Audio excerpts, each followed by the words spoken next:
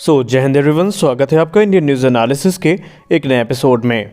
दोस्तों, कल के डिफेंस न्यूज़ की वीडियो में हमने आपसे एक रिपोर्ट के बारे में बात की थी जो सुपर सुखोई से रिलेटेड थी। हमने कहा था कि किस प्रकार भारत का जो प्लान है वो सुखोई जहाज़ों को सुपर सुखोई में बदलने का है। लेकिन यहाँ पे बहुत सारे लोगों के मन में एक कन्फ्यूज़न क्रिएट हुई और उन्होंने इसको इस संदर्भ में लिया कि हमने ये कहा कि भारत रशिया की मदद से अपग्रेड कर रहा है। दरअसल ऐसा नहीं है। आइए बात करेंगे आज के अपने इस वीडियो में भारत द्वारा किए जा रहे सुखोई 30 MKI में कुछ व्यापक जो परिवर्तन है उनके विषय में, और हम ये जानेंगे कि ये सुपर सुखोई प्रोजेक्ट क्या भारत अकेले लीड करेगा, क्या बिना रशिया के मदद के ये पॉसिबल हो पाएगा, इस पर भी हम चर्चा करेंगे।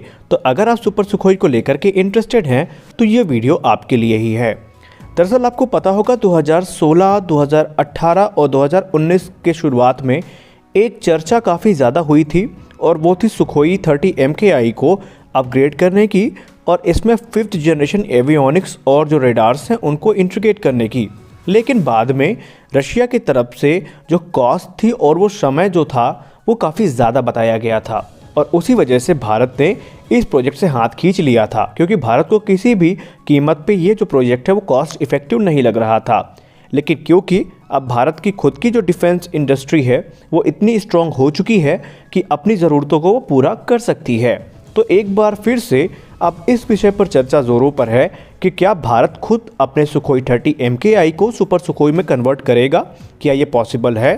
तो जी हाँ, ये बिल्कुल पॉसिबल अब हो चुका है। कैसे हो चुका है, आइए जान लेते हैं।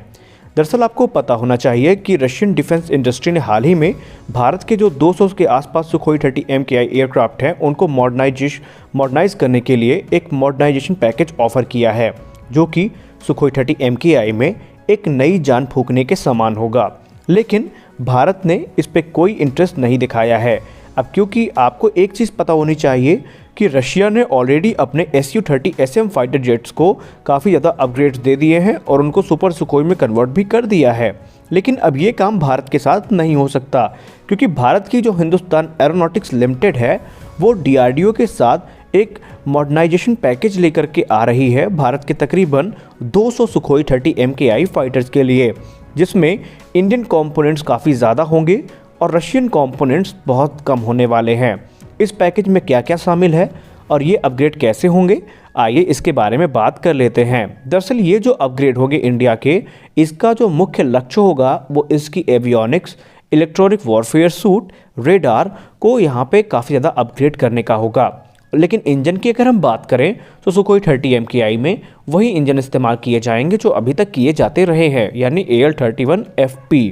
तो आइए जानते हैं कि भारत कौन कौन से अपग्रेड को लेकर के सीरियस है और हमें कौन कौन से अपग्रेड अपने खुद के सुपर सुखोई में देखने को मिलेंगे। सबसे पहले जो नंबर आता है वो सुखोई के रेडार से आता है और इसमें भारत का प्लान ये है कि जो नया उत्तम ऐसा फायर कंट्रोल रेडार है ये सुखोई 30 MKI में लगाया जाएगा। जी हाँ, LRDE ने जो उत्तम ऐसा फायर कंट्रोल रेडार डेवलप किया है तेजस MK2 प्रोग्राम के लिए, उसे सुखोई 30 MKI के लिए भी क्लियरेंस मिल चुकी है। और क्योंकि इसमें एक बड़ा एंटीना शामिल है और इसमें ज़्यादा सॉलिड स्टेट के ट्रांसमिट और रिसीव मॉड्यूल्स हैं, तो इसका जो फिजिबिलिटी टेस्ट है वो भी पूरा किया जा चुका है, या फिजिबिलिटी स्टडी हम कह सकते हैं, वो पूरी की जा चुकी है और इसे इंडियन एयरफोर्स की तरफ से क्लियरेंस मिल चुका है। यानी फ्यूचर में आपको सुखोई 30 MKI में भारत के खुद के जो उत्तम ऐसा फायर कंट्रोल रेडार हैं वो देखने को मिलेंगे। दूसरा बड़ा अपग्रेड जो किया जाएगा वो सुखोई 30 MKI के इंफ्रारेड सर्जन ट्रैक टेक्नोलॉजी में किया जाएगा, या हम जिसको IRST सेंसर कहते हैं, उसमें एक बड़ा अपग्रेड आपको देखने को मिलेगा। और ये अपग्रेड करने की जिम्मेदारी जो मिली है वो भारत इलेक्ट्रॉनिक्स लिमिटेड यानी BEL को दी गई है। BEL को ये टास्क दिया गया है कि वो सुखोई 30 MKI के लिए नया infrared surgeon track system develop करेंगे, जो कि इस समय मौजूदा OLS-30 से कई मामलों में अच्छा होगा, जैसे रेंज, प्रिसीजन और रिलायबिलिटी। तो ये सुपर सुखोई प्रोग्राम के लिए एक मील का पत्थर साबित होगा। और ये खास बात इसमें ये है कि जो भी अपग्रेड्स हैं ये भारत की कंपनियां ही करेंगी। तीसरा बड़ा अपग्रेड जो आपको देखने को मिलेगा हाल के दिनों में सुखोई में, वो है इसके कॉकपिट में। दरअसल कॉकपिट को अपग्रेड करने की जो जिम्मेदारी है वो खुद हिंदुस्तान एरोनॉटिक्स लिमिटेड ने अपने कंधों पे ली हुई है, और यही कारण है कि जो नया अपग्रेडेड कॉकपिट होगा उसमें काफ़ी अच्छे आधुनिक फीचर्स आपको देखने को मिलेंगे। जैसे नए कॉकपिट में आपको 2 230 गुणे 305 mm की एक हाई रेजोल्यूशन LCDs देखने को मिलेंगी, जो कि मल्टी फंक्शन कंट्रोल पैनल के साथ में आएंगी।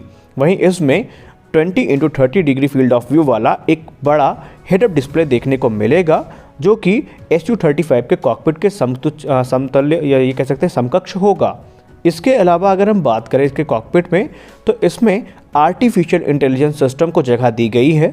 वहीं इसमें नया वॉइस एक्टिवेटेड कंट्रोलर सिस्टम यानी VACS दिया गया है। अब ये जो VACS है, इसकी खास बात ये है कि जो इंडियन एसेंट है उसके हिसाब से इसकी जो स्पीच रिकॉग्निशन एक्यूरेसी है वो तकरीबन 98% के आसपास होने वाली है।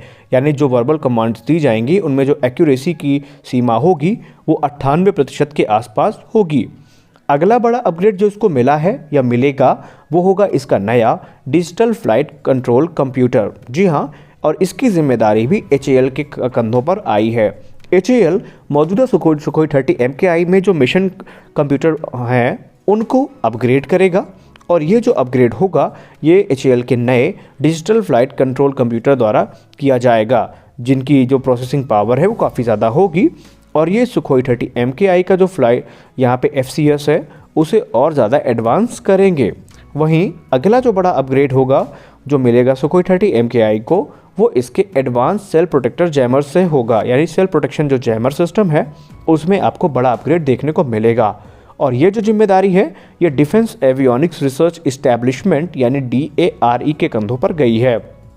DARE को इस चीज़ की जिम्मेदारी मिली है कि वो रशियन और जो Israeli airborne self protection jammer हैं उनको भारत के जो जैमर हैं उनसे रिप्लेस करेंगे, और ये काफ़ी ज़्यादा एडवांस होने वाले हैं। अगला बड़ा अपग्रेड आपको देखने को मिलेगा सुखोई 30 MKI के एयर टू एयर वेपन्स में।